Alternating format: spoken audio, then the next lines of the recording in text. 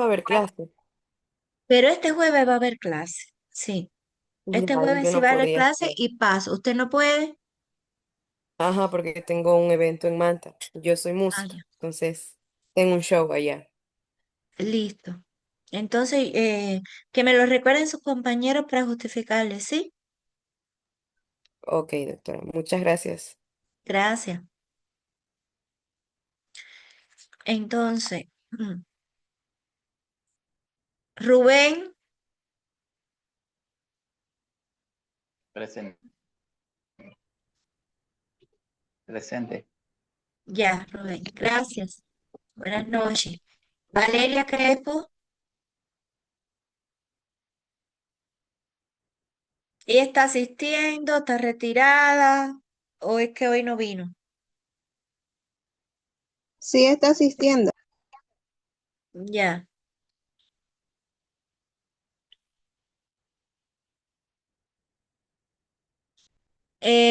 César,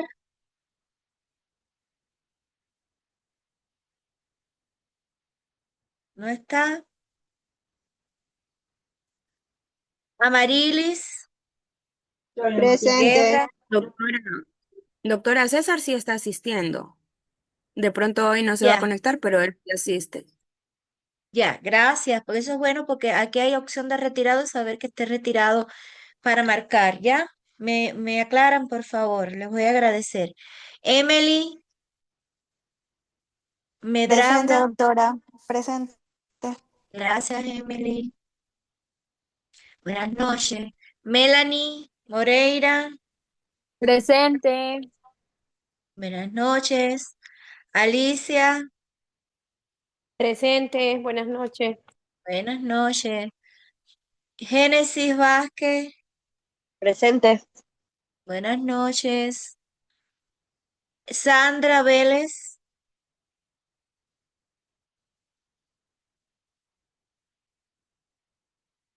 ¿ella está retirada o está asistiendo?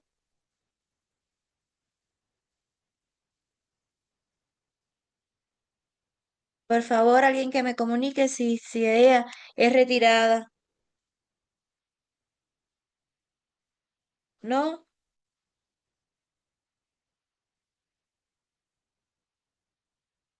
No sabríamos Boris, decirle. perdón, No sabríamos decirle. ya. ¿No ha asistido? ¿La otra asignatura asistió?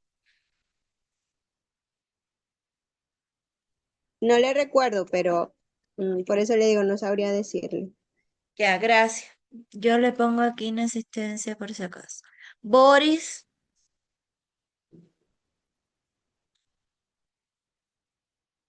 Boris,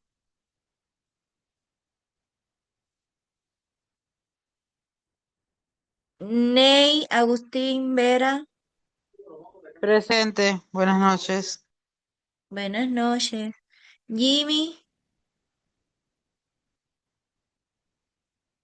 Zambrano, Michael, Buenas Zambrano, noches, doctora, presente. buenas noches. ¿Alguien entró después que pasé su nombre? Listo, entonces.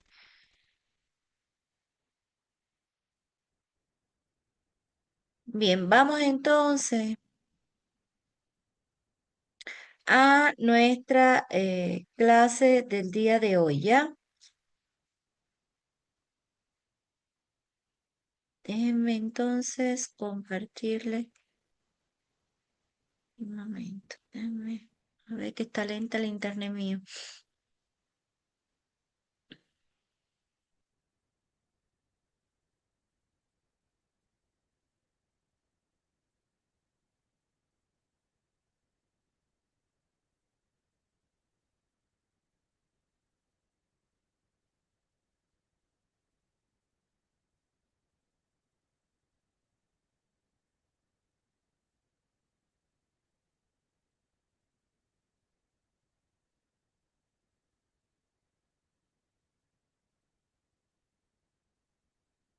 Doctora, buenas noches. Disculpe la molestia, es que recién termino de trabajar, es por la asistencia.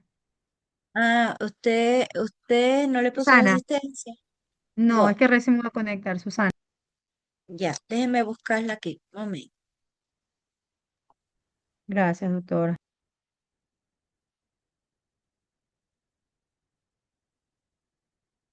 un momento, que tengo que salir de donde estoy para ir ahí.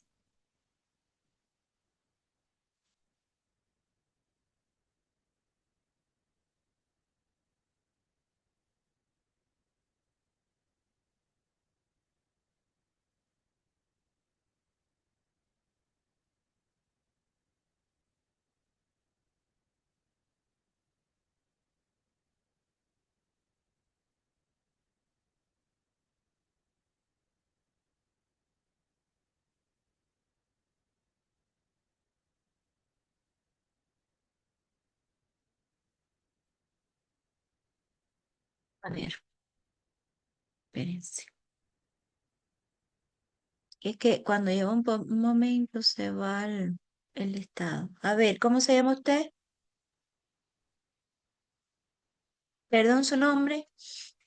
Susana. Susana. Susana Carvajal. Sí, mija.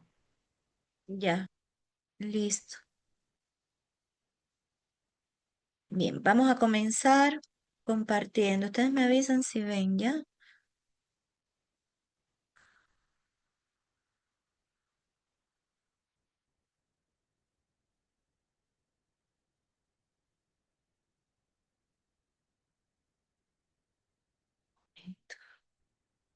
C3.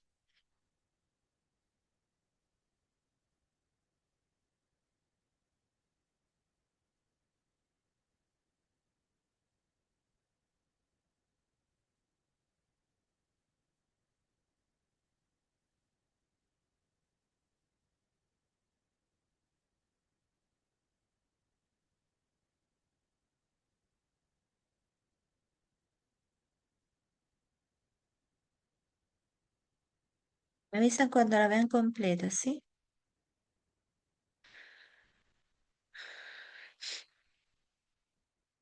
¿Ya la ven? Sí. Bien, Sí. en esta clase que corresponde a la tercera semana, nosotros vamos a trabajar lo que son las estrategias de personalización de la enseñanza y de autorregulación del aprendizaje.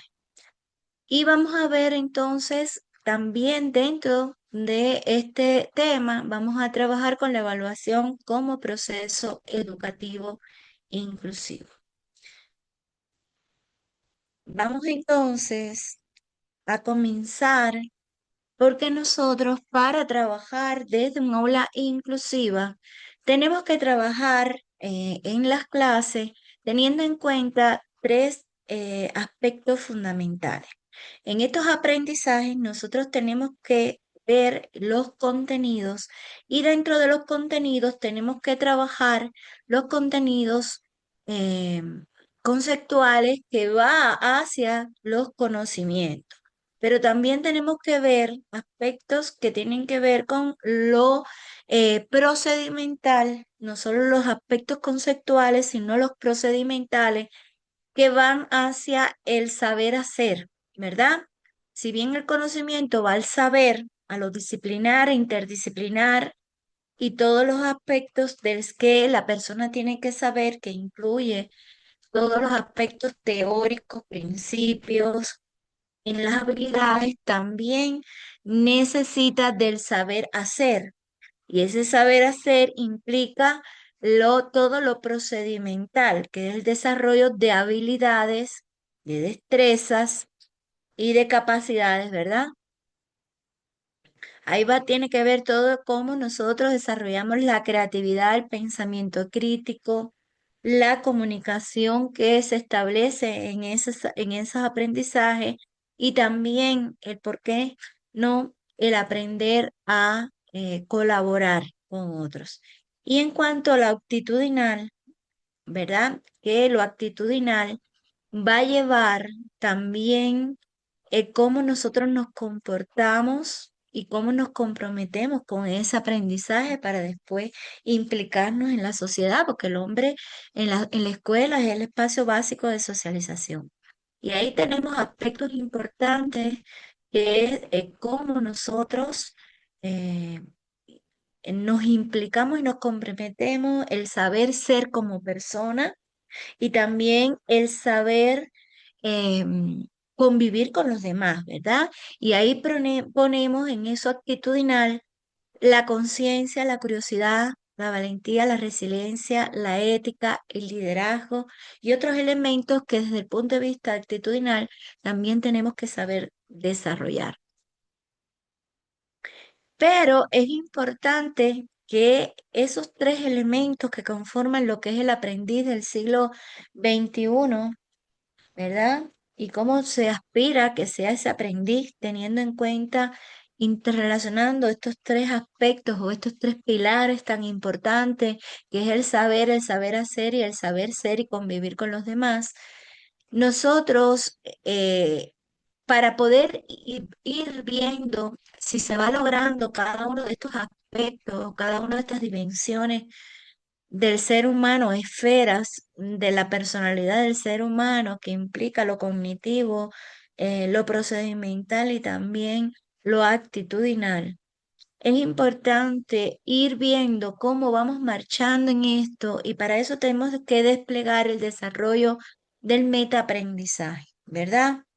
Y es como nosotros nos vamos reflejando en ese proceso de aprendizaje y cómo nos vamos adaptando al mismo. Y para eso hay dos aspectos importantes que nosotros tenemos que ver, que es la metacognición y la mentalidad que vamos desarrollando de crecimiento personal, ¿verdad? Entonces, para ello nosotros tenemos que trabajar esas estrategias metacognitivas o esas estrategias también que van autorregulando nuestro aprendizaje y cómo nosotros vamos evaluando el mismo y qué estrategias tenemos que desplegar para dicha evaluación. Sobre eso nosotros estaremos hablando en el día de hoy. Entonces, nosotros en este tipo de aula inclusiva tenemos que tener en cuenta varias estrategias de personalización del aprendizaje. Dentro de esas estrategias de personalización del aprendizaje, nosotros tenemos las agendas como una de las estrategias importantes para ser llevadas en el aula inclusiva. Ahora, ¿qué cosa es una agenda? Una agenda es una lista personalizada de tareas que un determinado alumno debe realizar en un tiempo determinado. Estas agendas me va a permitir darle un tratamiento un poco más personal a determinados estudiantes, por ejemplo, que les puedo hacer las tareas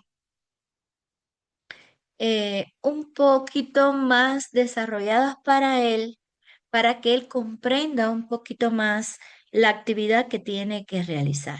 Por tanto, las agendas en el proceso de enseñanza-aprendizaje van a constituir una herramienta más para que el estudiante pueda sentirse más apoyado y conducido en ese proceso. Por tanto, va a mostrar el camino de una manera, si por ejemplo, los estudiantes, el resto de los estudiantes con unas orientaciones un poquito más generales, este estudiante va a necesitar de un apoyo más específico y va a tener una orientación más detallada de lo que tiene que hacer en la actividad. Por tanto, se van a sentir más encausados, más tutelados y con mayor entrenamiento para poder realizar esta actividad. Por tanto, la agenda de aprendizaje es una lista de actividades de aprendizaje que van a estar ordenadas en el tiempo y que pueden visualizarse de distintas maneras para los distintos estudiantes. Ahora, puede ser de carácter presencial como asistir a una clase magistral o no presencial como la resolución de determinados problemas. Ellas van a complementar y dinamizar ese proceso de enseñanza-aprendizaje y van a generar un ambiente de diálogo. Ahora, van a servir como un camino, como una guía a los estudiantes y les va a indicar qué tienen que hacer para lograr determinados objetivos en el plan docente correspondiente. Estas agendas nos va a ayudar mucho cuando nosotros queremos que los estudiantes, que a veces no entienden con una orientación más general para el resto de los estudiantes, cómo nosotros podemos hacer esas agendas de trabajo que ellos se sientan poquito a poco unas orientaciones un poco más detalladas para ellos. Vamos a ver aquí otro de los tipos de estrategias em, de enseñanza personalizada, que son los planes de trabajo personalizados. Esto constituye una estrategia didáctica también que consiste en dividir en partes la tarea y hacerla más familiar, es decir, establece un plan de trabajo con ayuda del maestro o de los compañeros también. Da autonomía en el uso del tiempo, la oportunidad de determinar objetivos que quieren alcanzar y a qué nivel alcanzar. Esto supone que aún trabajando sobre los mismos contenidos, yo en la actividad no todos deben hacer exactamente los mismos. Por tanto, no todos van a hacer ni las mismas actividades, ni los mismos ejercicios, ni los mismos problemas. ¿Recuerdan cuando yo les dije que los estudiantes tenían diferentes niveles cognitivos, verdad? Y yo establezco a partir de, por ejemplo, la taxonomía de Bloom, en qué nivel cognitivo se encuentran los estudiantes. Y yo voy a trazar que cada uno va a hacer las actividades y, por ejemplo, yo les pongo una actividad que van a estar transitando por diferentes niveles de complejidad para realizar la actividad. Pues yo entonces voy aquí a diversificar en ese plan de trabajo lo que va a hacer cada estudiante de esa actividad, pero que van a ser la parte que va a responder a sus niveles cognitivos. ¿Ya? Y entonces todos no van a hacer lo mismo, ni exactamente con el mismo nivel de dificultad, sino que yo los voy a ir designando a partir del grado o el nivel cognitivo en que cada quien se encuentra. Porque si bien es cierto, si los estudiantes no me han llegado, por ejemplo, a nivel de aplicación y solo me llegan a nivel reproductivo, yo no puedo, si ellos no dominan el nivel reproductivo, a pasar a niveles de aplicación. Si ellos no dominan el nivel de aplicación, no me pueden pasar a nivel de análisis. Si ellos no son capaces de analizar, mucho menos evaluar. Y entonces yo tengo que ver en qué nivel cognitivo están mis estudiantes y las actividades que yo voy a realizar van en diferentes niveles, ¿ya? Para que puedan ir con comodidad transitando al próximo nivel. ¿Ya? Por ahí me van entendiendo, ¿verdad? Entonces, en un mismo plan, sobre todo la parte de objetivos y de actividades, voy ajustándolo a las características que yo tengo de mis estudiantes. Por tanto, para cada estudiante yo voy programando actividades específicas que respondan al nivel cognitivo en los que a cada uno se encuentra y que respondan a las necesidades de aprendizaje que ellos tienen que solucionar antes de pasar al próximo nivel cognitivo. Esa actividad tiene que estar, ese plan de trabajo bien pensado para poder responder a las necesidades de aprendizaje de cada uno de mis estudiantes y que en realidad pueda ir viendo cómo cada uno va progresando. Pero no son actividades aisladas, son dentro de la misma actividad que van a trabajar grupales. Yo voy a ir diversificando qué va a ir haciendo cada quien de acuerdo a su nivel cognitivo. ¿Alguna duda aquí? ¿Van comprendiendo? ¿Sí o no? A ver, Michael y Emily, ¿van entendiendo?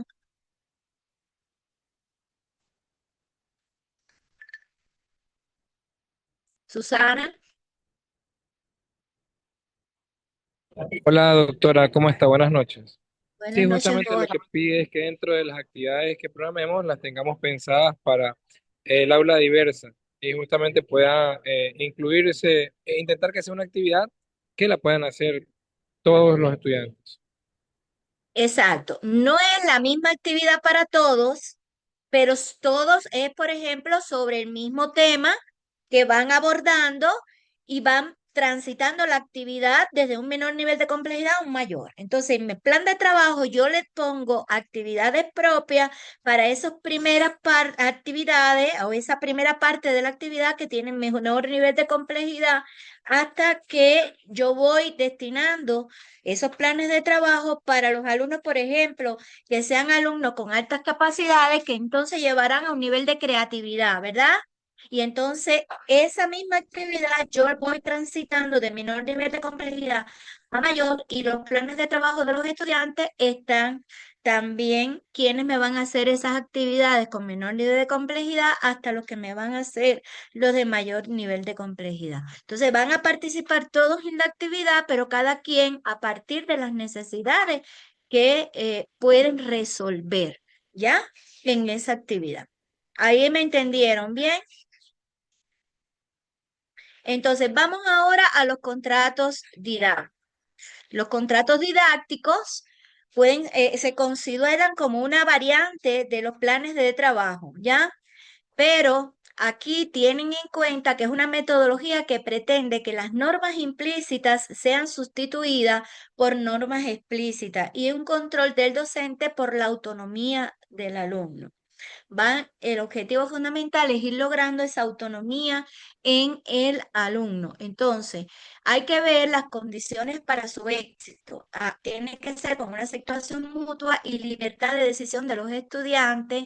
Se negocian los elementos del contrato y el seguimiento de los compromisos para el logro de el aprendizaje.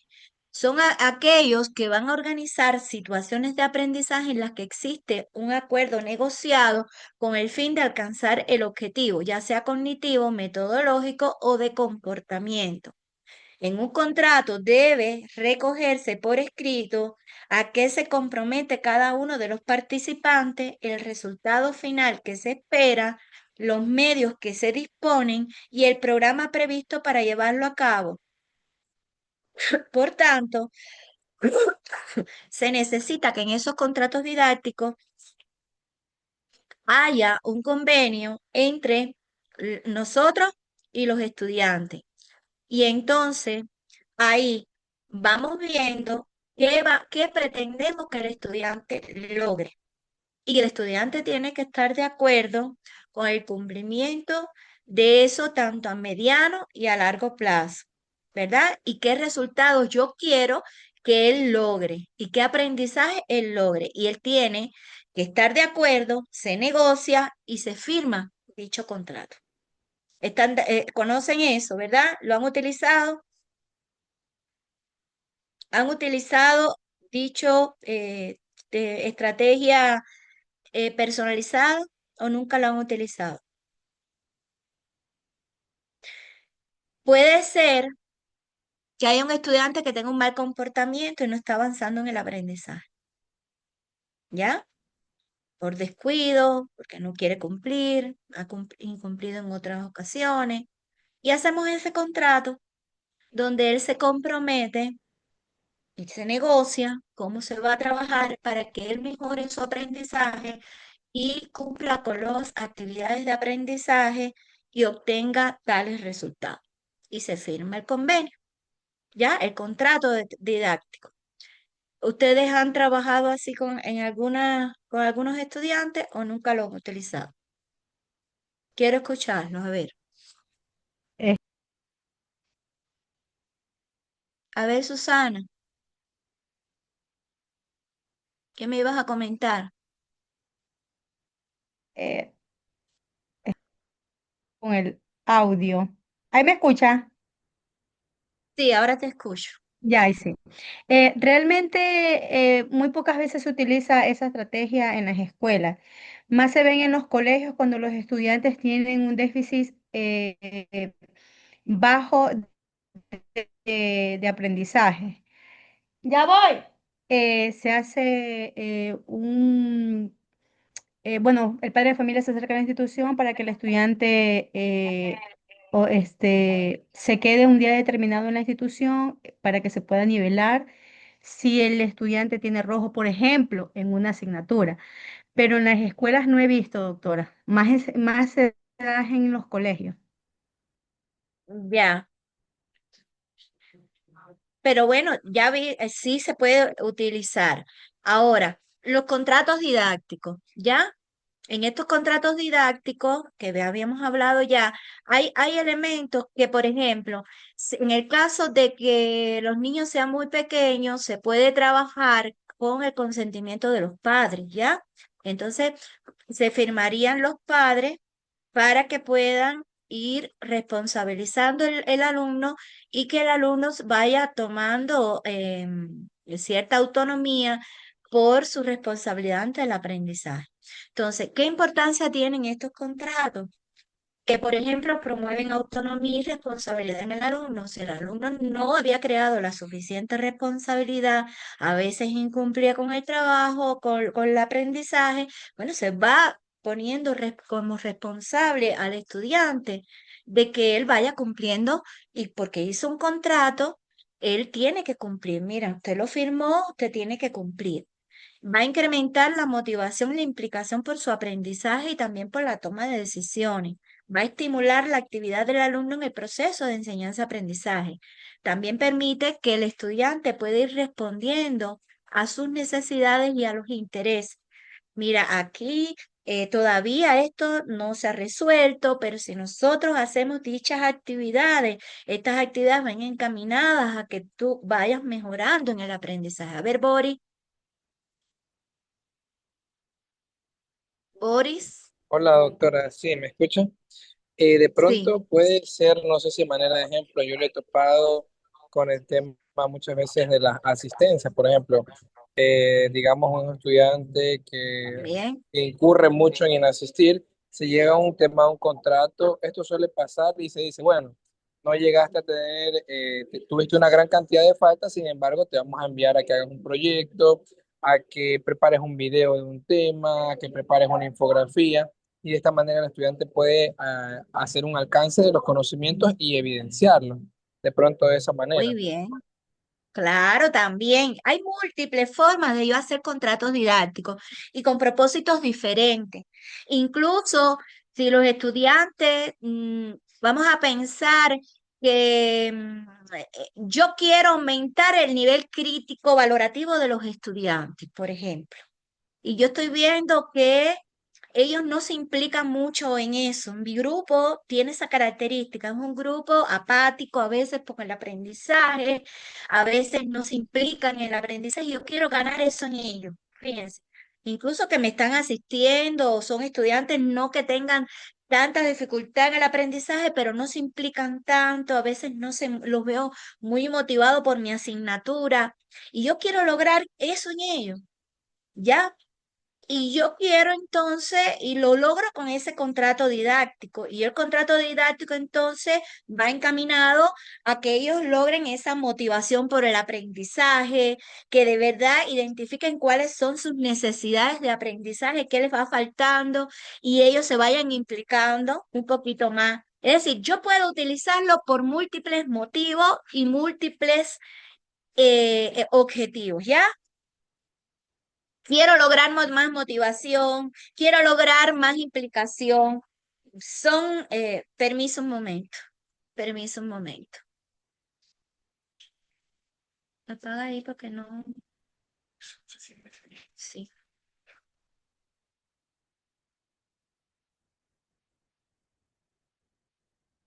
Espérense un momento, déjenme que terminen ahí para que ustedes puedan escuchar, porque si no.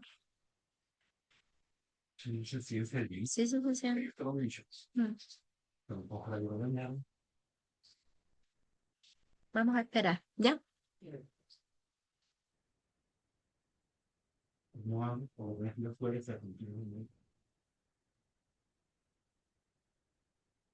Bueno, vamos a continuar a pesar del ruido. Bien, entonces yo decía que sobre todo lo más importante es que le va brindando responsabilidad y autonomía al estudiante por ese aprendizaje. Le va dando responsabilidad. Por eso es que me sirve sobre todo para que cuando el estudiante está trabajando de manera autónoma o está trabajando en grupo, cada quien se implique, vaya teniendo responsabilidades.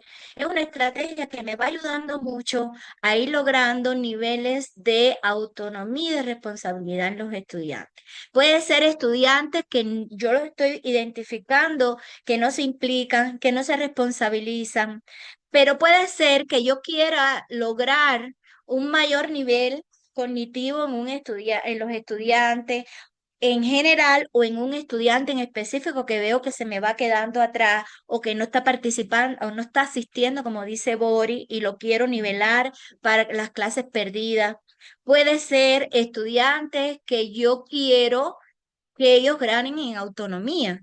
Mis estudiantes todavía no lo están logrando en autonomía. Yo quiero que de forma general en mi grupo logre autonomía. Por tanto, el contrato didáctico yo lo puedo utilizar con un estudiante, con varios estudiantes o con un grupo de clase íntegro. Está en dependencia de con qué propósito yo estoy utilizando mi contrato didáctico.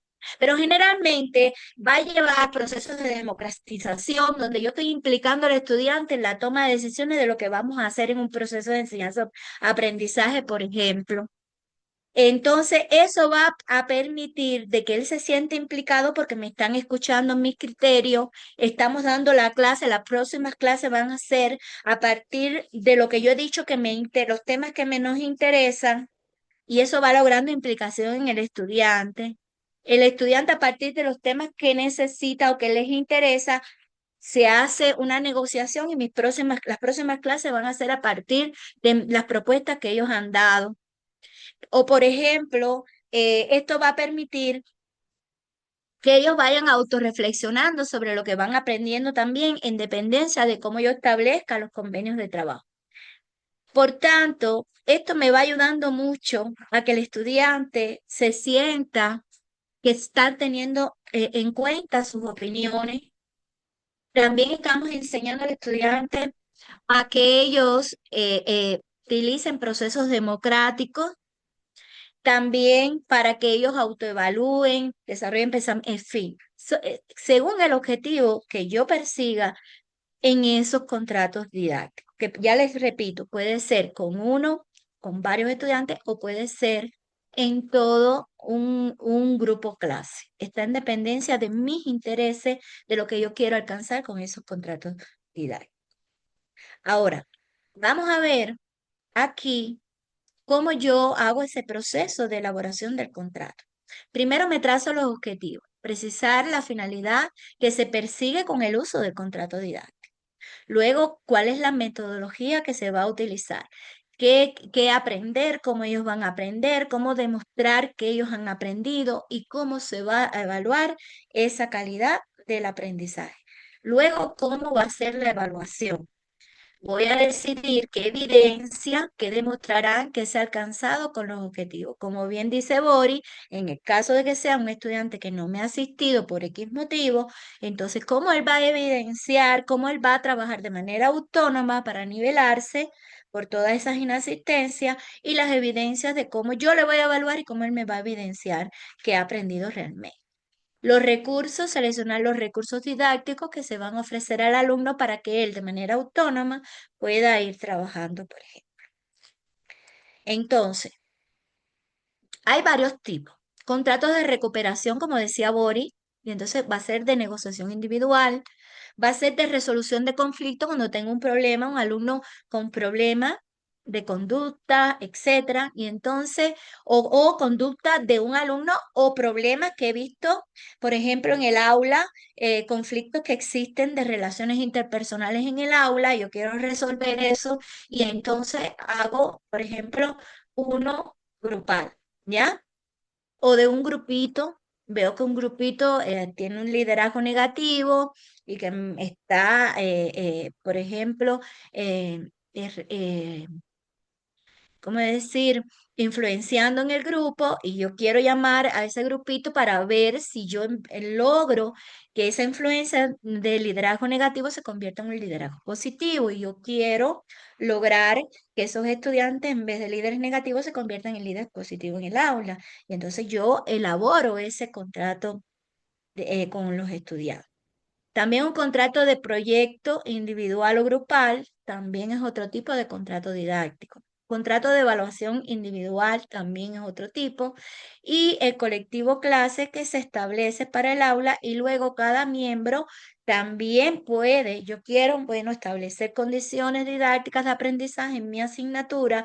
Quiero iniciar bien, por ejemplo, y quiero establecer desde el principio todo de cómo va a ser el aprendizaje y entonces tengo en cuenta todo lo que ellos me han comentado de cómo quiere que se les evalúen, qué temas les interesan para ir a la hora de planificar y de ver el aprendizaje, todos esos elementos que van a ser llevados en el contrato de grupo, pero también quiero un contrato individual por cada uno de cómo va a ser el aprendizaje y todos los cumplimientos de sus responsabilidades o derechos y responsabilidades que van a tener durante todo el desarrollo de la asignatura en el curso, y también se puede establecer un contrato grupal e individual de cada uno.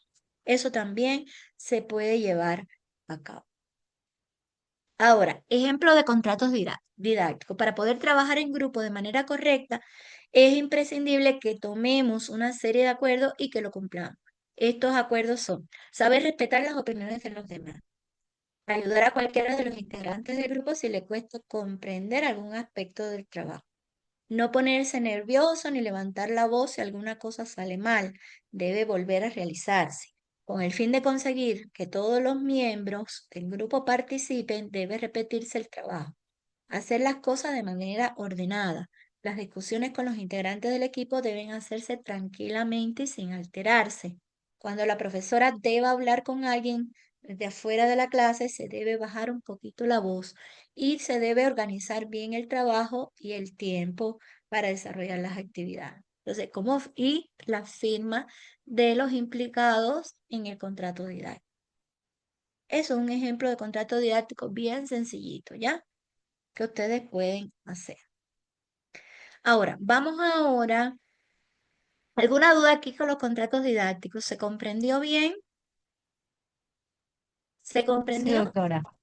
Sí, Sí. doctora.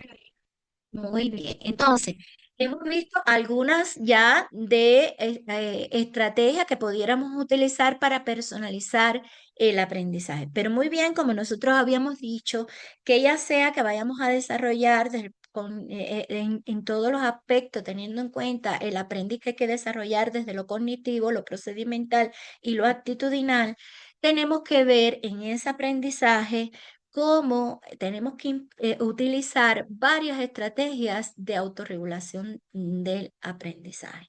Tenemos que lograr que ese estudiante vaya autorregulando su aprendizaje. Entonces, este es un término de aprendizaje autorregulado, es un término que incluye todos los aspectos que estén referidos a estrategias cognitivas, a estrategias. Sabemos que, por ejemplo, en las estrategias de aprendizaje se implican tanto las estrategias de aprendizaje, estrategias cognitivas como estrategias metacognitivas, que van a permitir regular lo que vamos aprendiendo con el despliegue de estrategias cognitivas. Esas estrategias metacognitivas y de autorregulación del aprendizaje nos van a permitir ir viendo cómo nosotros vamos utilizando y vamos aprendiendo, ¿ya? Entonces, nos permite ver cómo nosotros estamos utilizando las diferentes estrategias cognitivas, cómo está desarrollándose nuestra metacognición, cómo es la motivación que estamos implicándonos, estamos motivándonos ante la actividad. Por tanto, permite analizar cómo todos estos factores, metacognición, motivación y estrategias cognitivas, se interrelacionan entre sí en el proceso de enseñanza-aprendizaje. Este es un método que comienza en la década del 70 y que, sobre todo, el tema de metacognición se refiere al conocimiento que una persona tiene sobre su propio conocimiento, ¿verdad? Y cómo es capaz esa persona de regular ese aprendizaje. ¿Ya? Es capaz de valorar cómo está aprendiendo y cómo debe mejorar ese aprendizaje, qué debe hacer, ¿no? Para mejorar ese aprendizaje. Por tanto, en ese proceso de metacognición, debemos tener en cuenta 4 características importantes. En primera es cómo llegar a conocer los objetivos que se quieren alcanzar. Por tanto, tenemos que ir conduciendo al estudiante para que el estudiante vaya trazándose objetivos, se tracen metas claras, él, no nosotros a él, sino él debe ir trazándose metas claras de aprendizaje, metas a corto, a mediano y a largo plazo. Otro es la posibilidad de la elección de estrategias para conseguir los objetivos planteados. Por tanto, el estudiante debe conocer a partir de cómo él aprende, él debe saber cómo él aprende mejor. Por tanto, debe desplegar aquellas estrategias que él sabe que son efectivas de acuerdo a la forma en que él aprende. Hay estudiantes que, por ejemplo, utilizan determinadas estrategias y tienen que aprenderse tienen que aprender determinado aspecto por ejemplo, de matemática o de lengua o de ciencias naturales. Y cuando utiliza determinadas estrategias, lo que tiene que aprender demora en aprendérselo, por ejemplo, 1 hora. Sin embargo, si utilizara una estrategia más adecuada a la forma en que él aprende, puede que en vez de media hora o de 1 hora, demore 15 a 20 minutos en aprender algo. Por tanto, el conocimiento de cuáles estrategias son las más adecuadas y que responden un poco más a la manera en que él aprende, hace que ese aprendizaje sea mucho más efectivo y en un menor tiempo. Por tanto, es importante que él conozca cuáles son aquellas estrategias que responden a la manera que él aprende mejor y elegir aquellas estrategias adecuadas para conseguir lo que él tiene que aprender como meta. Es importante que él las sepa desplegar y las sepa utilizar. Otro es la autoobservación que él tiene que tener para comprobar si la estrategia que él eligió es la más adecuada.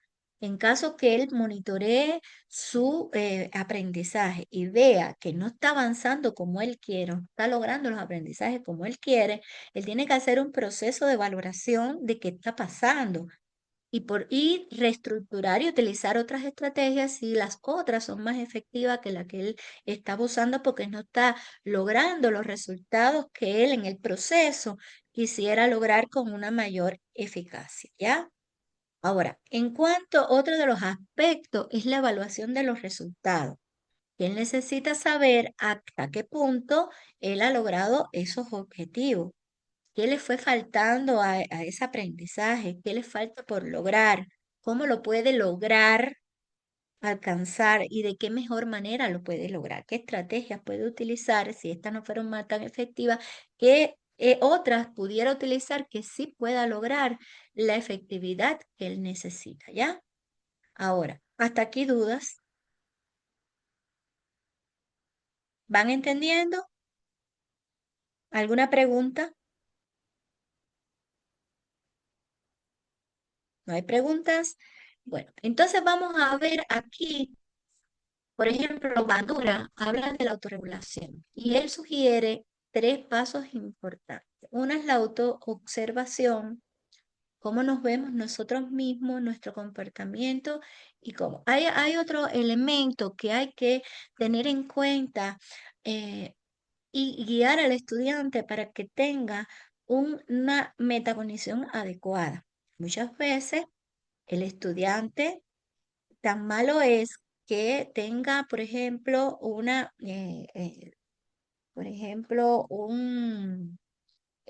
sobrevaloración de su conocimiento como una subvaloración de su conocimiento.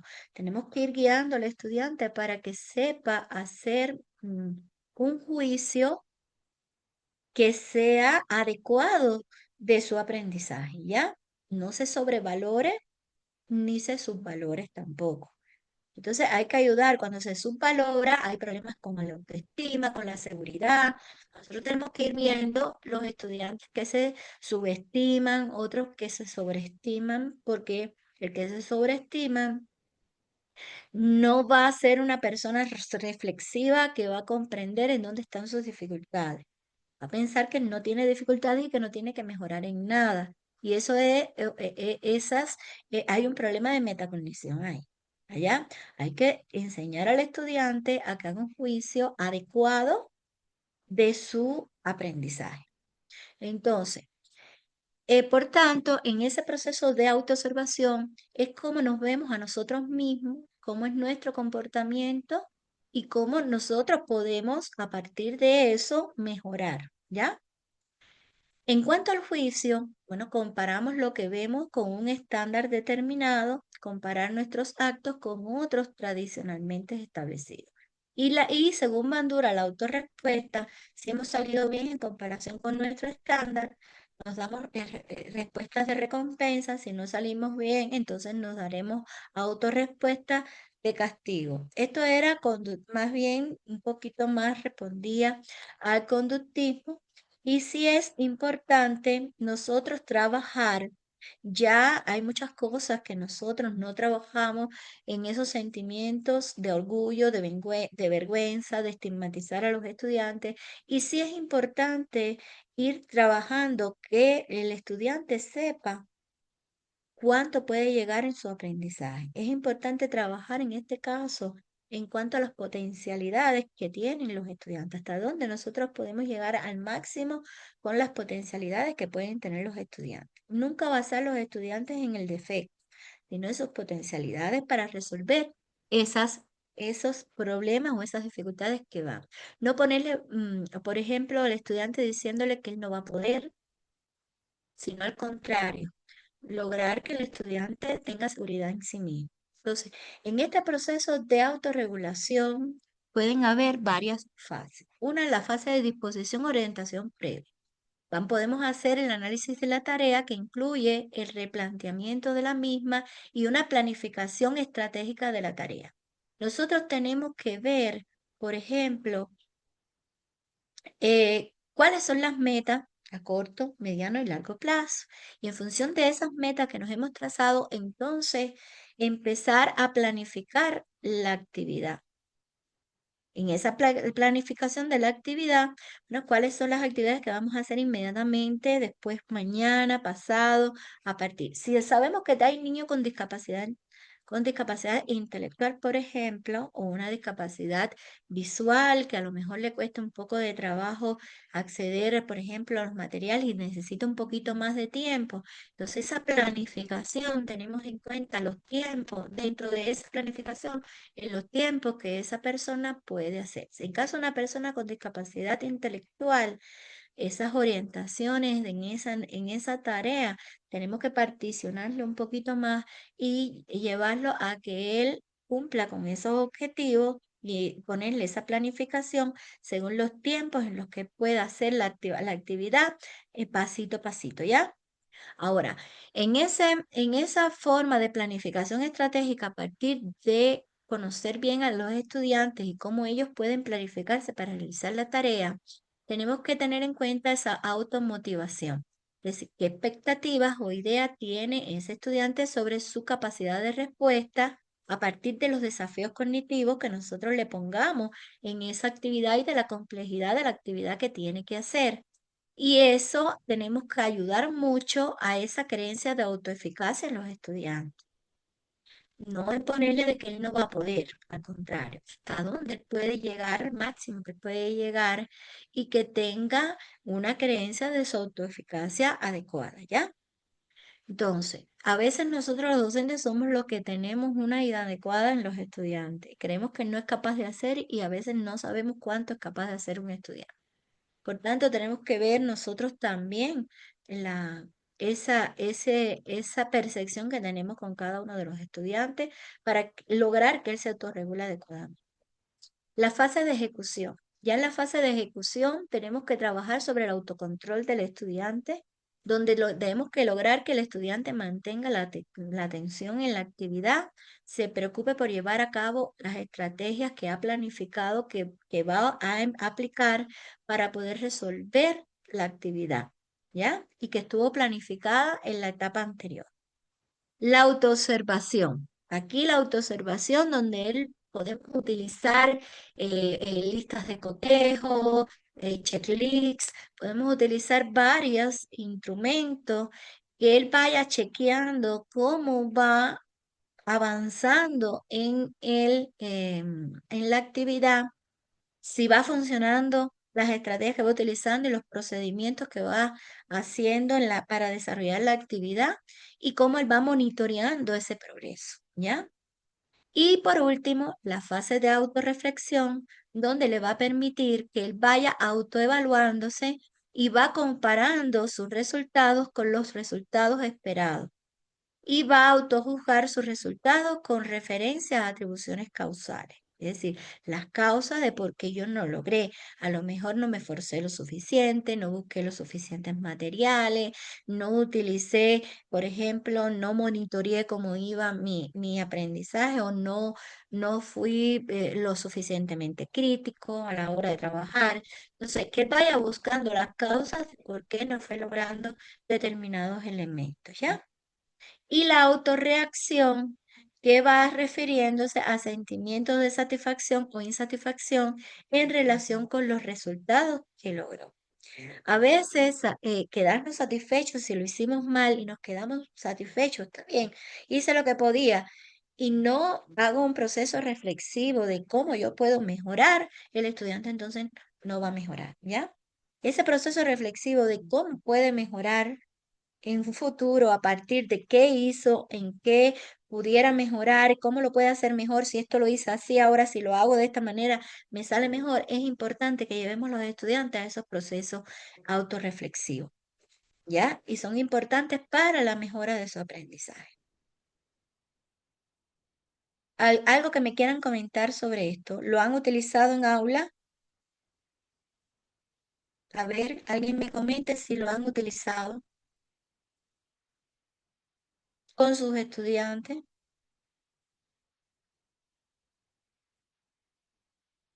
¿Sí o no?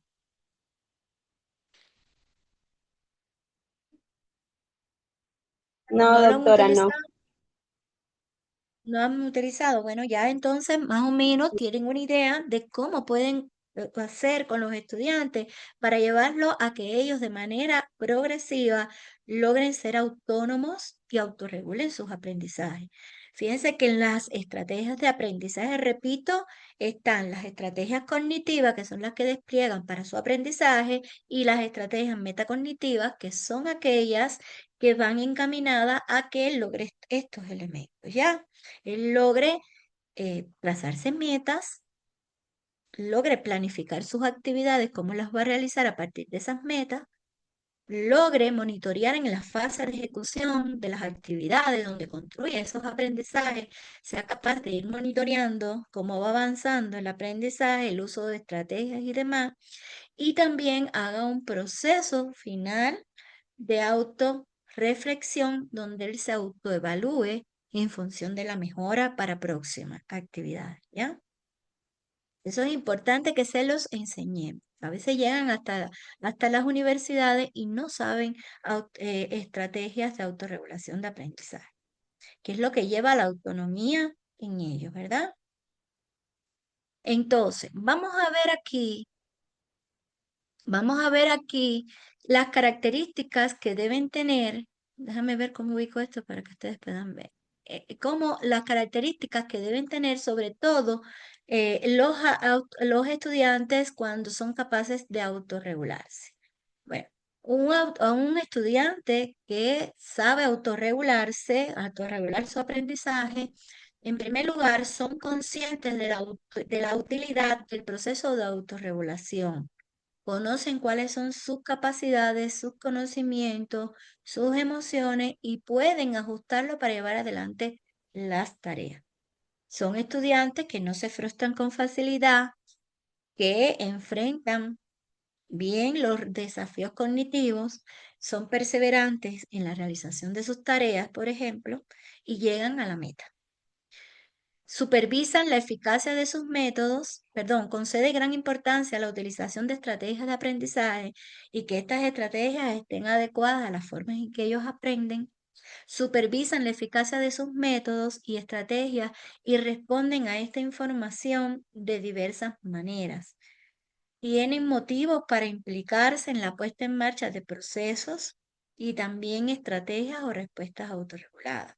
Saben crear ambientes favorables de estudios y de aprendizaje y además se muestran capaces de generalizar y transferir estrategias autorreguladoras a diversas situaciones. ¿Ya? Entonces, vamos a ver ahora dentro de eso cómo yo puedo utilizar diferentes preguntas metacognitivas para saber si el estudiante, para que el estudiante utilice o yo lleve al estudiante a ese proceso metacognitivo. Vamos, una de las preguntas que yo puedo hacer es cómo están progresando. Esta es una pregunta que refleja toma de conciencia del estudiante con respecto a lo que está aprendiendo y también conciencia a la forma en que él aprende, pues, si es siendo efectiva o no, y si responde al ritmo adecuado de cómo está aprendiendo, ¿ya? Otro es, puede usted dar la definición de esta pregunta, va encaminada a saber si el estudiante piensa si es capaz de determinar o de definir determinado concepto. ¿Cuánto tiempo necesita para aprender de memoria una poesía corta? Esta es una pregunta que va encaminado a que él pueda ser capaz de autoevaluarse acerca de cuánto puede memorizar y en qué tiempo. ¿Cuáles son los 5 dominios de resultados de aprendizaje? Esta pregunta también lleva a que él pueda rastrear en su memoria para poder encontrar una respuesta a lo que yo le estoy preguntando. ¿Cómo hizo usted para identificar el problema? Y ahí me va a explicar todos los pasos que él siguió para ver cómo él fue poco a poco llevando a identificar ese problema. Todo el algoritmo que él siguió. ¿Ya? Y también cómo lo resolvió, también me va llevando al alumno por ese algoritmo de paso a paso, cómo siguió. Primero, cómo el algoritmo, cómo fue paso a paso para identificar hasta que al fin identificó cuál es el problema, fue determinando las manifestaciones, las causas que las generaban, hasta el fin que identifica la problemática, por ejemplo. Sin embargo, cómo lo resolvió, me va también dando pasos al estudiante, paso a paso, de cómo fue el algoritmo para poder resolver el problema. Que por supuesto no fue de golpe, sino que fue poco a poco llevando a resolverlo, ¿ya? Ahora, aquí hay un diario de aprendizaje y que puede ser un diario que yo le lleve al niño o al estudiante a ejemplos de preguntas que me puedan desarrollar metacognición. Por ejemplo, ¿qué aprendo? ¿Para qué lo estoy aprendiendo? ¿Qué sabía sobre ese tema? ¿Qué sé ahora? ¿Y qué más me gustaría saber sobre el tema? ¿Qué recursos estoy utilizando para aprender sobre ese tema o para acceder al aprendizaje sobre ese tema? ¿Con quién lo estoy aprendiendo? ¿Qué dificultades tengo sobre ese tema? ¿Quién me puede ayudar a resolver esas dificultades? ¿Qué fortalezas yo tengo en ese aprendizaje? ¿En qué puedo ayudar a los demás? ¿Qué conclusiones puedo sacar sobre lo que he aprendido? ¿Fui constante en la tarea, en la realización de las tareas? ¿Cómo puedo mejorar en ese aprendizaje sobre el tema? ¿Ya? ¿Cuántas veces ustedes les ponen esas preguntas a los estudiantes para que lo realicen en sus actividades de aprendizaje que ayude a saber cómo va? Y esos son ejemplos de preguntas que ustedes pueden utilizar en la clase para que el estudiante vaya autorregulando su aprendizaje y vaya desarrollando la metacognición. ¿La han utilizado? Aunque sea alguna. ¿Sí o no?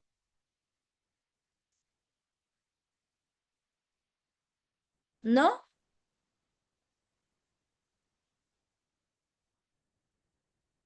¿Están tomando café, merendando o me están atendiendo?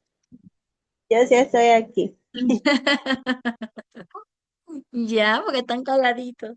Entonces, vamos ahora, si no hay preguntas, si no hay dudas, a mí a veces no me gusta que se queden callados porque me parece que no están entendiendo, que no quieren preguntar. Bien, vamos entonces a la evaluación inclusiva, ¿ya? Entonces, otro de los elementos importantes a la hora de organizar un aula inclusiva es la evaluación. Generalmente queremos que nuestra aula sea inclusiva, sin embargo, estamos haciendo pruebas estandarizadas con rúbricas estandarizadas y no estamos buscando alternativas de evaluación que respete la diversidad que hay en el aula. La evaluación, para que sea inclusiva, también tiene que estar diversificada y que responda a las maneras de aprender, a los tiempos, a los estilos de los estudiantes. Por tanto, lo idóneo no son precisamente las pruebas estandarizadas, pero existen múltiples técnicas evaluativas que se pueden llevar a cabo y que pueden responder un poquito más a una evaluación inclusiva. Por tanto, primero tenemos que hablar sobre lo que es una evaluación auténtica, que es un término que en nuestro tiempo ha recobrado una gran significación. ¿Qué cosa es una evaluación auténtica? Bueno, esto se refiere a la evaluación por competencia. Ustedes saben que los currículos actualmente se está tratando de desprendernos un poco de aquellos currículos que son basados en las destrezas por criterio de desempeño y se está tratando de llevar a un currículo de evaluación por competencia. Y las evaluaciones por competencia se evalúa, como habíamos dicho anteriormente, se evalúa el desarrollo cognitivo, el desarrollo procedimental y el desarrollo actitudinal. Es decir, esos tres tipos de aprendizaje ya están implícitas dentro del desarrollo de la competencia. Una competencia lleva implícito esos tres elementos y las competencias se evalúan a partir del desempeño. ¿Ya? Es importante que tengamos en cuenta ese elemento. Por tanto, hay que trazar qué resultados de aprendizaje yo quiero lograr en esa competencia. ¿Ya? Para yo saber si el estudiante ha adquirido o ha desarrollado las competencias que yo aspiro que él logre, ¿verdad? Por tanto, yo tengo que ver, para saber primero qué sabe hacer con eso que sabe, ¿m? Y cómo él se implica y se motiva con ese aprendizaje, ¿verdad?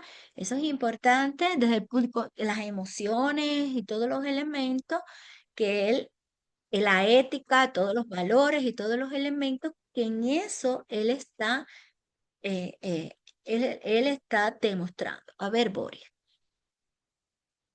Doctora, una consulta. Al hablar de evaluación auténtica, estoy viendo en la lámina que habla de que no es en sí una evaluación, únicamente una calificación, sino una evaluación que tiene en cuenta un proceso.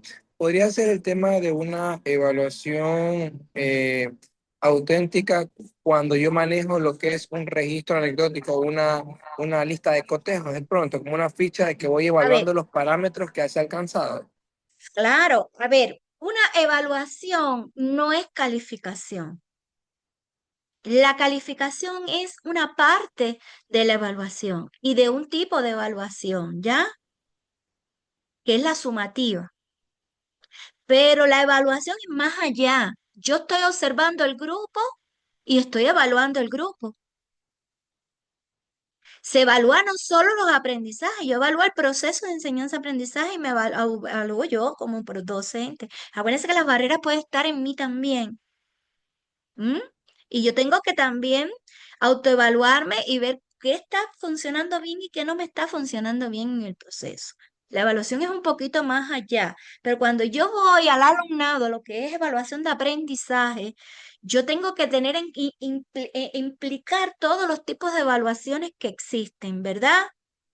Y yo tengo que someter a los estudiantes, implicarlos en eso, llevarlo, que el estudiante es autónomo en ese aprendizaje, pero también que él autoevalúe su aprendizaje. Por tanto, en esa evaluación yo implico procesos de heteroevaluación, pero también procesos de coevaluación y de autoevaluación. La coevaluación ayuda a procesos de valoraciones críticas. Estoy enseñando al estudiante a que haga valoraciones críticas sobre los aprendizajes de otro. Y estoy enseñando al estudiante también a emitir criterios con argumentos valorativos, ¿no? Pero esos argumentos los está enseñando a que también los utilices para él mismo. Y aunque él no te lo diga, él lo está utilizando para evaluarse. Y yo entonces, vamos a hablar ahora de eso, instrumentos que le ayuden a que se autoevalúe y también ayude a coevaluar a sus compañeros. Respetuosamente, con mucho respeto, de una manera muy ética, pero da criterios de evaluación para la mejora de sus compañeros también. Y eso, aunque no lo crea, ayuda a la metacognición del estudiante. Porque cuando es capaz de emitir un juicio de valor hacia su compañero con argumentos en cómo pueden mejorar, está implicando de que él sabe cuando él está realizando la actividad, también está emitiendo juicio de valor de qué pasó y cómo yo puedo mejorar. ¿Qué me pasó? ¿Ya? Entonces, no es una evaluación que está centrada específicamente en la calificación, porque yo le digo, bueno, fulanito y menganito por ejemplo, tienen 70 puntos o tienen 60 puntos, ¿ya? En mi evaluación. Pero es la misma fulanito que menganito. Los dos tienen 60, pero las dificultades de aprendizaje son las mismas. En esa evaluación, no. Por tanto, lo que más vale en una evaluación es la retroalimentación de esos estudiantes para su mejora. Y fíjense que a veces tendemos hasta cuando evaluamos al estudiante no retroalimentarlo en qué tienen que mejorar. Y cuando no retroalimentamos en qué tienen que mejorar el estudiante no va a mejorar, pues no saben en qué se equivocó y en qué tienen que mejorar. Por tanto, en el proceso de evaluación es más importante esa retroalimentación del estudiante para la mejora que casi que la calificación. Por eso que está llamado mucho a la evaluación formativa, que va retroalimentando al estudiante para que el estudiante poco a poco vaya mejorando. ¿Ya? Y que la evaluación sea un medio y no un fin en sí misma. Y que la evaluación sea procesos de retroalimentación que vayan llevando al estudiante a la mejora. Por eso es que la evaluación no es un resultado nada más, sino que tiene que verse como un proceso y un resultado. Y yo tengo que evaluar desde que comienza los conocimientos previos hasta que termina para el cumplimiento de objetivos. ¿Ya? Entonces, es por eso que la evaluación auténtica va a ese llamado de favorecer esa autonomía en el aprendizaje y la metacognición. Pero para ello yo tengo que implicar como protagonista del proceso de autoevaluación, de procesos de autoevaluación y de coevaluación. Él tiene que estar implicado donde él también ejerza sus juicios y sus opiniones. Porque si yo no llevo a que él ejerza esos juicios y opiniones, él va a estar inconforme con la calificación que yo le doy porque no tiene criterio valorativo para saber en qué tiene que mejorar. ¿Está bien? Entonces es importante ver esa evaluación, no solo como calificación, sino la evaluación que va más allá que la calificación. La evaluación es eminentemente cualitativa.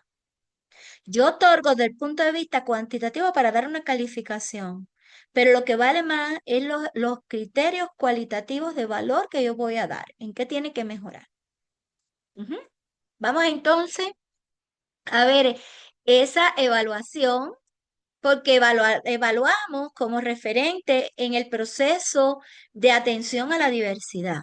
Evaluamos la evaluación de esas necesidades educativas que voy identificando con los estudiantes en el proceso evaluativo. Por tanto, yo tengo que ver los individuos y el contexto. En los individuos yo tengo que ir viendo su desarrollo desde el punto de vista intelectual, biológico. Acuérdense que el alumno es un ser biopsicosocial. Él aprende, él hereda características biológicas, ¿verdad? Que pueden influir en cómo él aprende, pero también la interacción social de que cómo aprende a partir de los otros, cómo le enseñan en interacción con los demás. Y eso va conformando también ese aprendizaje, ¿ya? Y va conformando esa psicología del ser humano que implica su desarrollo emocional y otros elementos también. Entonces, yo tengo que ver desde el punto de vista intelectual, biológico, motriz, socioafectivo, cómo es su lenguaje, su comunicación. Y tengo entonces que ver la competencia a partir de todo el currículo que yo le voy impartiendo en las diferentes asignaturas. ¿Ya? Entonces, procesos importantes de lectura, de escritura, de cálculo, que son habilidades fundamentales porque trascienden, por ejemplo, la lectura trasciende y transversa las diferentes asignaturas. Cuando yo le mando elementos de lectura y de escritura, hay procesos de comprensión y de construcción de significados a partir de lo que él comprende, de lo que lee y que estudia. Y por tanto, eso me da competencias. Porque yo, por ejemplo, van a hacer un trabajo de ciencias naturales y él tiene que leer, tiene que comprender. Y si yo le mando que me haga un ensayo, tiene que construir a partir de lo que ha leído, ha comprendido. Y él tiene que demostrarme competencias en ese sentido, en diferentes áreas del conocimiento, de dominio. Pero para eso tiene que leer, lo mando a investigar en diferentes asignaturas. Por tanto, la lectura y la comprensión trasciende el currículo. Se aprende en lengua, pero trasciende todo el currículo y me da competencia del ser humano de comprensión de lo que comprende, de lo que lee, que estudia y que tiene que construir después para responderme lo que ha aprendido y de forma escrita también para en las pruebas o en un ensayo o en un proyecto de investigación según lo que yo le vaya a evaluar. Y eso necesita procesos, primero de lectura y comprensión y después de construcción de eso que aprendió. Ujú. Entonces, y eso lo adecuo a sus estilos de aprendizaje. ¿Cuál es el estilo cognitivo? ¿Cuáles son sus intereses, sus necesidades, sus motivaciones, los tipos de agrupamiento, es decir, las afinidades que él tiene con sus compañeros para agruparse, para colaborar, para trabajar, cómo utiliza los materiales que les van a permitir acceder, cómo de forma autónoma él es capaz de buscar aprendizaje, fuentes confiables, utilizar recursos, navegar en Internet para permitir acceso, la autonomía en ese aprendizaje, todos esos elementos son elementos que me sirven para ir evaluando a los estudiantes, ¿ya? Y yo estoy viendo cómo él va avanzando en sus aprendizajes, cómo va logrando autonomía en sus aprendizajes. Otro elemento es el contexto en que se desenvuelven los estudiantes. Sabemos que los contextos, sobre todo desde la educación inclusiva, son importantes, esos contextos que son los principales contextos que influyen en el estudiante. Y cuando hablamos de contexto, hablamos del contexto familiar, del contexto educativo y del contexto comunitario. Y nosotros tenemos que ver cómo influye también. El contexto familiar es básico para el estudiante, pero el educativo también. ¿Cómo soy yo en el aula? ¿Qué clima estoy ofreciendo en el aula? ¿Un clima tenso? ¿Soy prepotente como docente? El estudiante se bloquea cuando hay una tensión así que yo soy muy prepotente y le quiero exigir demasiado. El estudiante, aunque sea bueno, se bloquea, ¿ya? Y no aprende. ¿Por qué? Porque hay un clima muy tenso. El estudiante está sometido a bullying con sus amigos.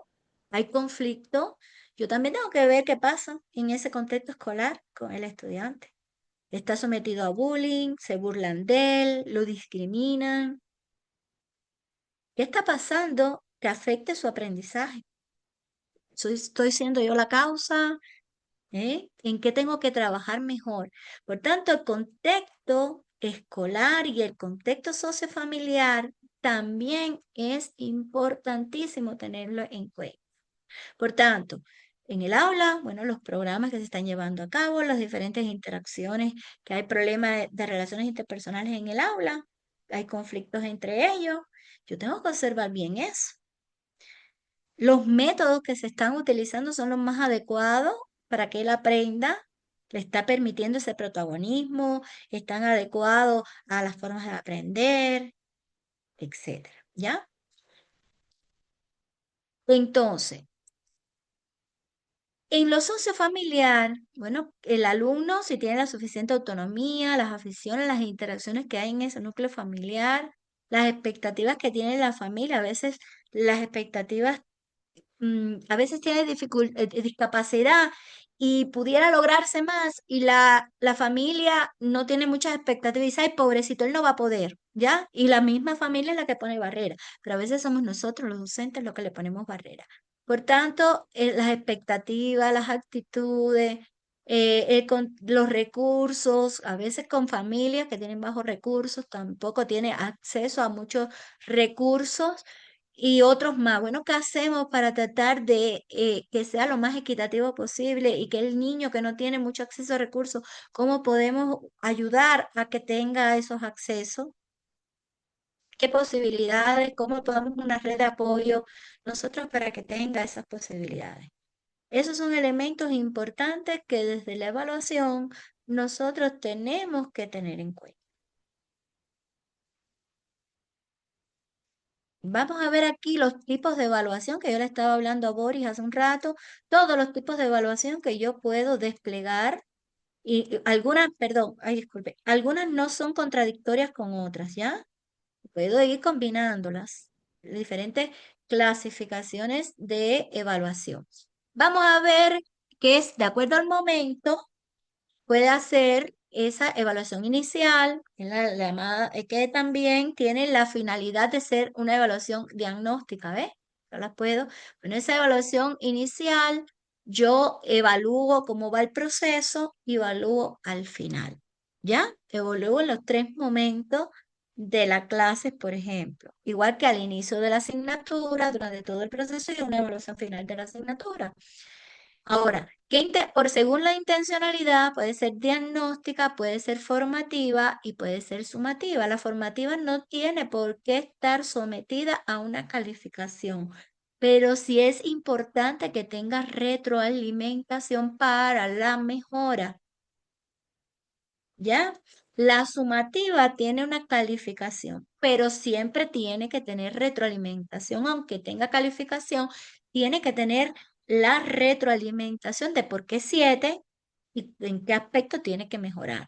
Siempre todas las evaluaciones tienen que ser retroalimentadas. ¿Ya? Otro, ay, perdón, yo no sé por qué se corre. Otra es la estándar de comparación. Otra es la normativa, lo que se norma, y otra es el criterial, ¿verdad? Otra es por extensión. Bueno, si es parcial, si es global, y también depende del agente evaluador interno, que es cuando es la heteroevaluación, que es la que yo le hago a los alumnos o los alumnos me evalúan a mí. Hay en algunas instituciones donde evalúan ya sea los padres a los profesores o evalúan los estudiantes a los profesores, y eso es heteroevaluación también. Y generalmente la más tradicional es el profesor a los estudiantes, que es la heteroevaluación tradicional. Pero también está la coevaluación, que puede ser por pares, un alumno evalúa a otro alumno, o puede ser entre grupos. Yo puedo decir, bueno, este grupo, el divido en grupos el aula y todos trabajan, y este grupo coevalúa a este grupo. También lo puedo hacer de esa manera. Y la autoevaluación es cuando cada alumno se evalúa, ¿ya? ¿Cómo fue su proceso? ¿Alguna duda aquí de los tipos de evaluación? Vamos entonces, si no hay duda, a ver aquí la evaluación de intencionalidad. Vimos que la evaluación según la intencionalidad es diagnóstica, formativa y sumativa. La diagnóstica es como la finalidad de conocer qué saben los alumnos, Es decir, sus conocimientos previos, ¿verdad? Acerca de lo que yo voy a dar, qué es lo que sabe. La diagnóstica se puede hacer, como dije anteriormente, al inicio de la asignatura, cuáles son los conocimientos básicos que él necesita saber para lo que va a recibir en mi asignatura. O puede ser al inicio de cada clase con los conocimientos previos sobre el qué sabe sobre el tema que yo voy a abordar. Y yo entonces voy viendo cuáles son sus conocimientos previos, ya sea de la asignatura o de la clase, ¿ok? Se realiza al momento de iniciar un proceso de enseñanza-aprendizaje de cualquier tipo. La formativa, la evaluación formativa. Obtener evidencias en el proceso de aprendizaje para que detectar cuáles son los logros y las dificultades que van teniendo los estudiantes, con el fin de retroalimentar el proceso para el desarrollo y mejora de estos aprendizajes. Yo no tengo por qué calificar en la evaluación formativa, pero siempre tengo que retroalimentar. Cuando salen muy bien, excelente, sí, así vas muy bien, porque hay que también darle reforzamientos positivos a los estudiantes para que ellos se motiven a seguir mejorando, ¿verdad? Entonces, la sumativa. En la sumativa se aplica procesos y productos ya terminados para obtener resultados al término de una experiencia de aprendizaje. Aquí sí se califica, pero no se puede obviar la retroalimentación. En las tres hay que retroalimentar a los estudiantes en función de la mejora. ¿Ya? ¿Alguna duda aquí? Vamos a ver ahora la evaluación del momento. Ya dije que la inicial, donde yo recolecto datos de la situación de partida del proceso de enseñanza-aprendizaje, que es la diagnóstica, ¿ya? Permite conocer la realidad del inicio de la estudiante. La procesual, que es la que yo evalúo durante el proceso, que es un proceso continuo y sistemático de evaluación de los aprendizajes, que yo puedo utilizar varias técnicas. Una es la observación, pero puedo ir utilizando la evaluación sistemática, puedo utilizar trabajos extracurriculares, puedo hacer preguntas y respuestas. Hay múltiples formas de yo ir trabajando de forma, ver cómo evaluando el proceso de aprendizaje del estudiante. Permite tomar decisiones de mejora sobre la marcha, pero permite ir reestructurando que si las estrategias que yo estaba utilizando no dan resultados, yo las cambio, las reestructuro, la forma que estoy enseñando para que el estudiante aprenda mejor. Y la final consiste en la recogida y valoración de unos datos al finalizar un periodo de tiempo. Y esto sirve para la realización de un aprendizaje o para la consecución de aprendizajes esperados. La interna, que es la autoevaluación, donde los evaluadores evalúan su propio trabajo, el alumno evalúa su rendimiento o yo como docente evalúo la asignatura, hago la autoevaluación de qué tal lo hice, qué falta por mejorar y es importante este proceso porque si no, no soy consciente de que haya que mejorar algo, los procesos no se mejoran. La heteroevaluación es cuando se evalúa la actividad, ¿verdad? Por evaluadores distintos. Es decir, yo evalúo a mis estudiantes, o mis estudiantes me evalúan a mí, o el directivo me evalúa a mí, mis clases, etc. Y la coevaluación, donde los alumnos en su conjunto participan en la determinación y valoración de los aprendizajes logrados. Estas coevaluación y autoevaluación casi siempre hay que aplicar rúbricas para que el estudiante vaya guiándose cuáles son los criterios valorativos para realizar dicha coevaluación o dicha autoevaluación. Y valoren los aprendizajes logrados, ya sea por alguno de sus miembros del grupo o en su conjunto, ¿ya? Yo puedo hacer que un estudiante coevalúe a otro o un grupo a otro grupo. Grupo dentro del grupo clase, ¿ya?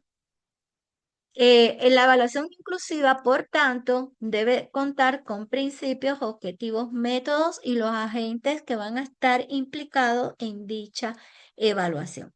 Dentro de los principios de la evaluación inclusiva, tenemos que en primer lugar es importante informar y promover el aprendizaje. el estudiante debe conocer qué se les va a evaluar durante todo el ciclo. Por ejemplo, cuál va a ser su evaluación final, cómo se les va a evaluar para que él comprenda qué tiene que aprender.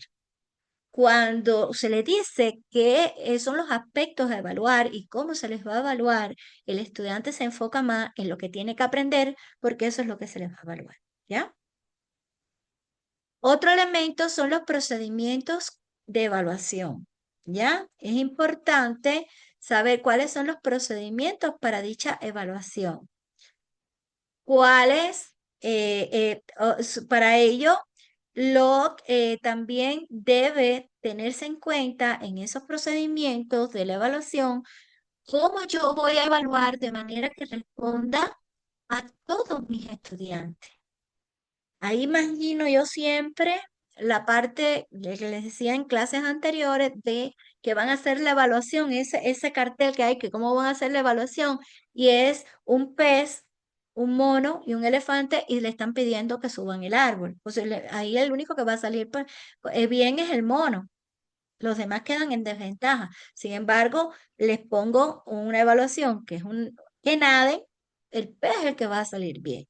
Es decir, que el que salga bien o mal va a depender de cómo yo tenga en cuenta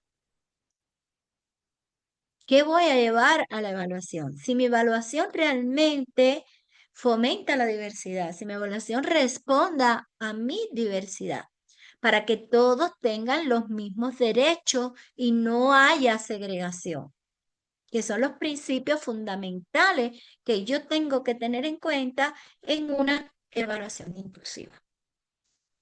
Vamos entonces a ver los objetivos de la evaluación inclusiva. Bueno, ellos tienen como objetivo mejorar el aprendizaje de todos los alumnos. Informar a veces queremos, en una asignatura, la asignatura tiene objetivo, y yo tengo que comprender que los estudiantes lo que tienen que desarrollar esas competencias, que son las competencias generales. A veces queremos evaluar como digo yo, la pelusa de la recontrapelusa, y no estoy evaluando competencias. Y estoy yendo a lo más, va a buscar a ver cómo yo le quito puntos a los estudiantes. Y eso me limita a mí yo poder evaluar competencias, que es lo que yo tengo que saber, si al final de mi asignatura él logró esas competencias. Y me voy a especificidades que a veces no es lo que tiene sentido, para yo saber si él es capaz, después generalizó y logra transferir lo que aprendió a otras situaciones. Eso es importante que tengan en cuenta. Entonces, el objetivo de esa evaluación es cómo mejorar el aprendizaje de todos los alumnos, informar sobre el proceso de enseñanza-aprendizaje y apoyar la labor de los profesores, contemplar cuáles son otros propósitos, como puede ser la identificación inicial de necesidades específicas, ¿verdad?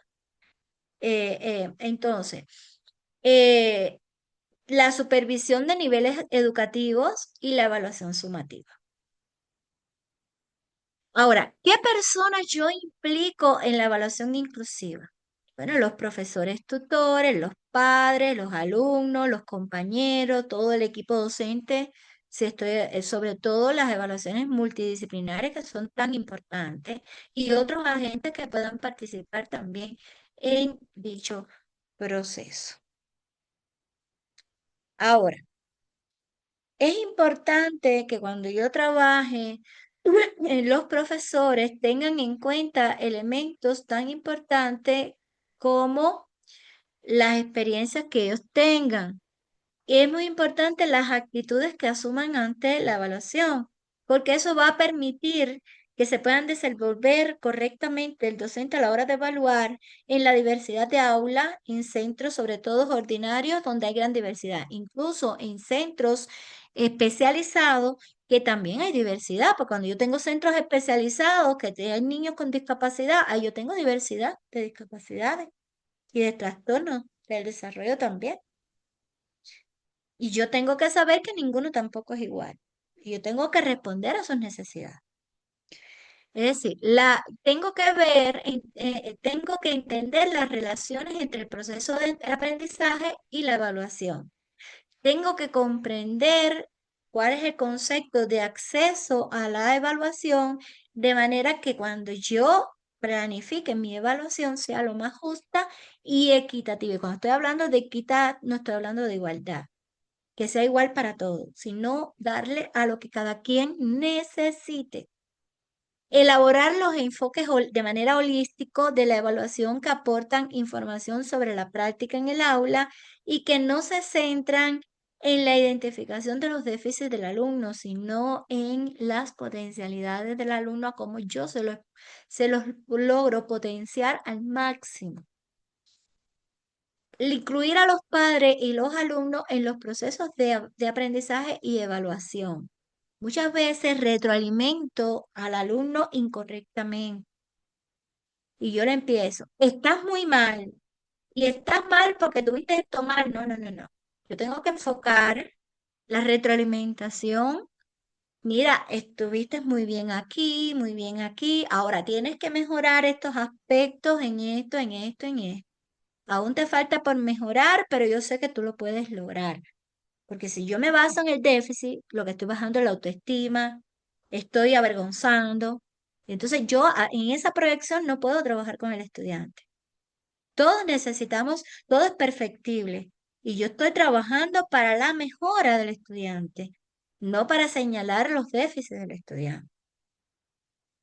Entonces, yo tengo que comenzar por lo bueno, por lo positivo y en qué, no decir en qué está mal, sino qué son los aspectos que debe mejorar para próxima evaluación.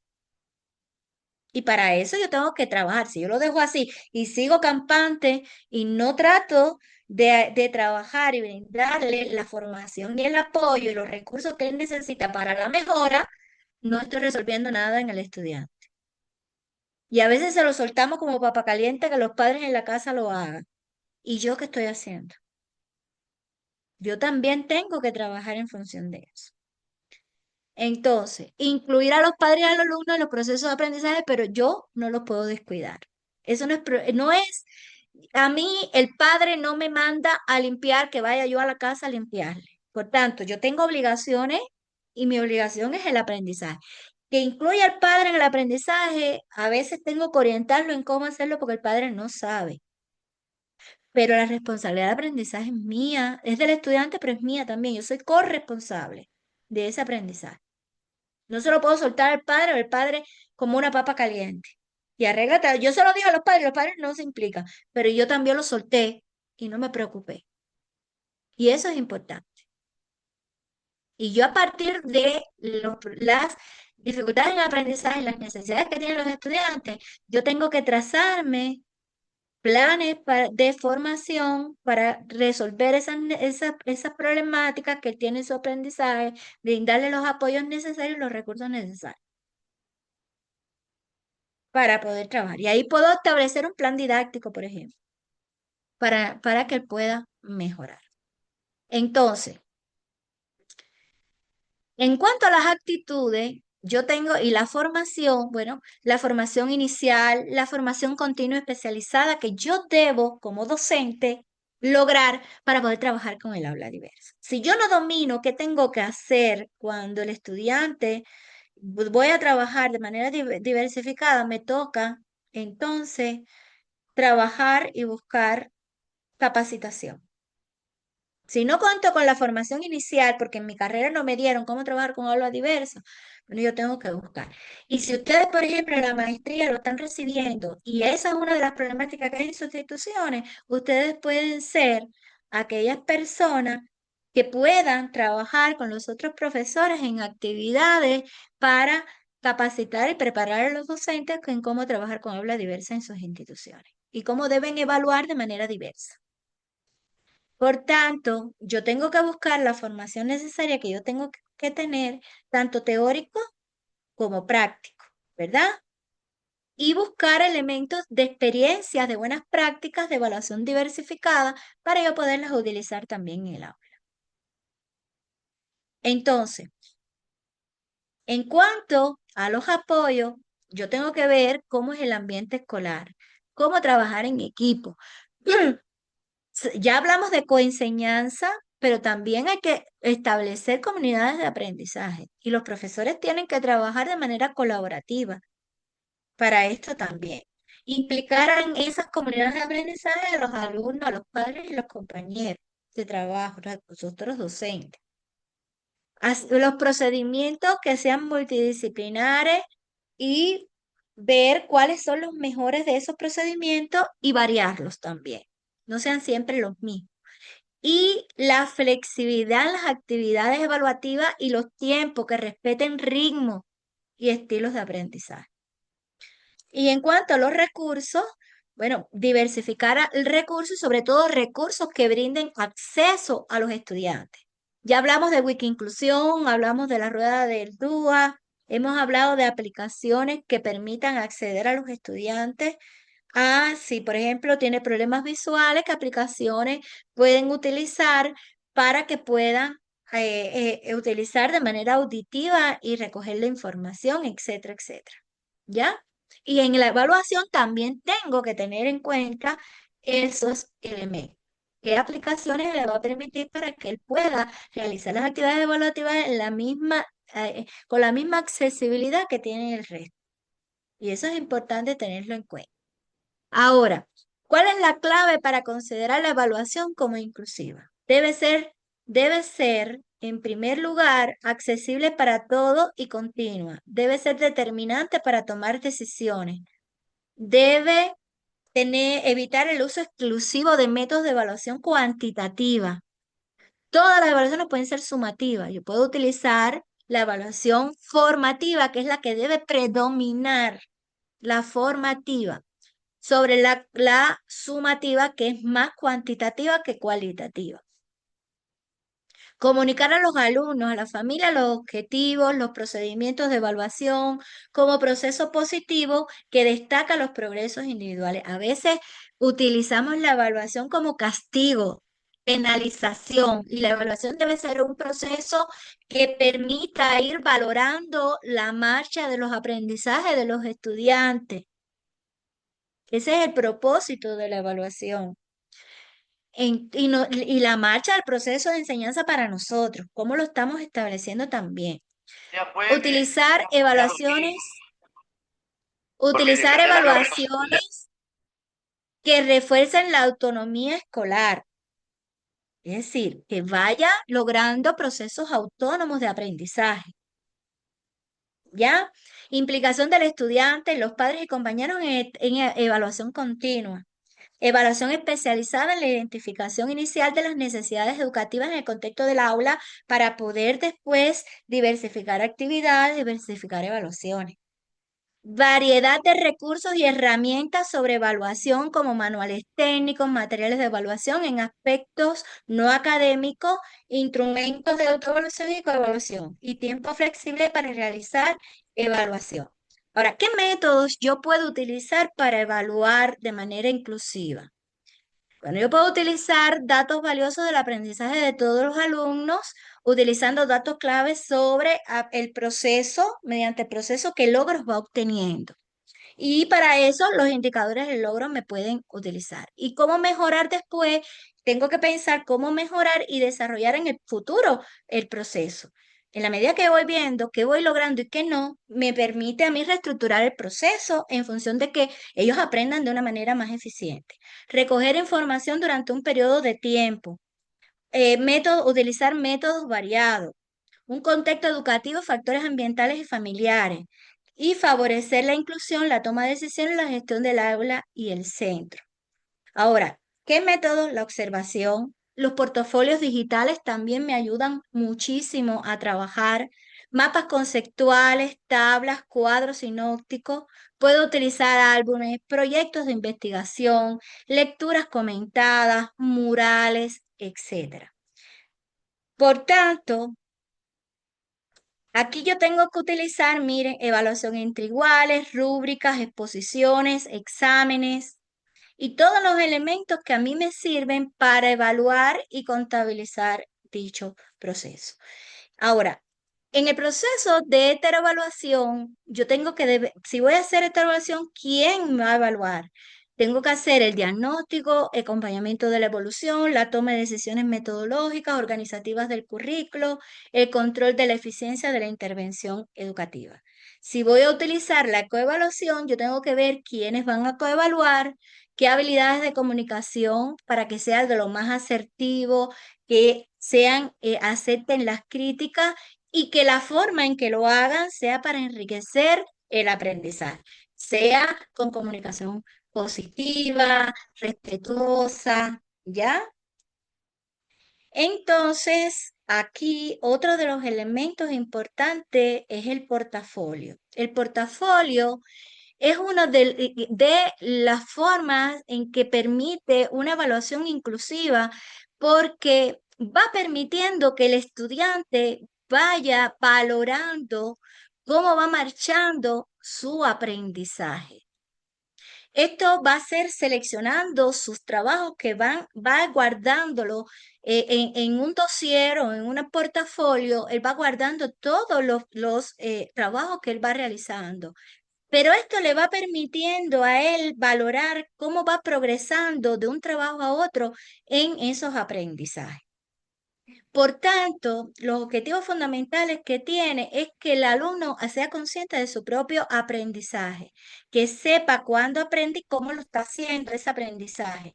Los anima, va planteando diferentes metas en el aprendizaje y que el estudiante sienta satisfacción con cada tarea que él va cumpliendo y va desarrollando la responsabilidad en ello. Va desarrollando la criticidad, la valoración crítica cuando él va analizando cada progreso con aspectos argumentativos de cómo va a valorar, en qué aspectos va a tener en cuenta para ese análisis. Aquí ven, por ejemplo, link de varias aplicaciones de cómo realizar portafolios digitales que ustedes pueden buscar en internet.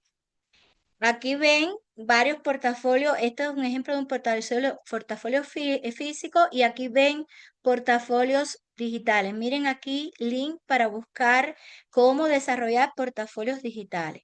Y vemos aquí una actividad, por ejemplo, de partida, actividades de aplicación, actividades de reflexión para utilizar en un portafolio digital.